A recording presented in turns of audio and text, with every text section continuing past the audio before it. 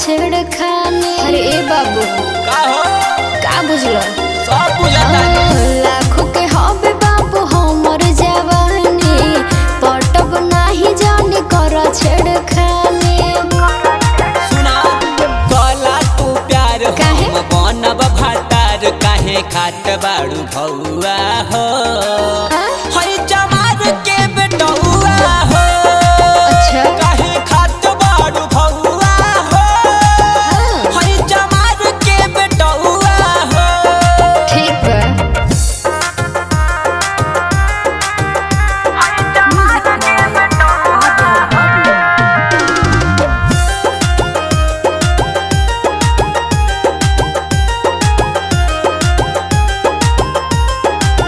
बिक जाए घर जब देव तू खर्चा हमर जवानी के चला त चर्चा बुझलो।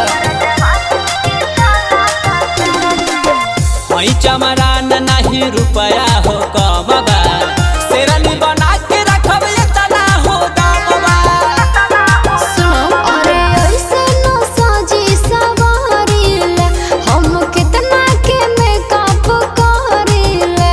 ब्यूटी पार्लर खोलवा देबो हई रंगदार जान जिला जवार सब डरे सुनी नौआ हो हई चमार के बेटौआ हो काहे खात बाड़ू भौआ हो हई चमार के बेटौआ हो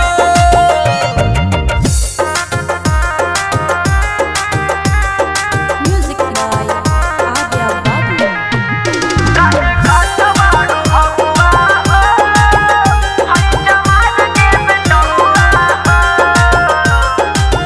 गौतम राज तोहर जान गंगी पावर गड़ दिल बड़ा चमार जी के टावर हर जगह तोहर सिग्नल बा।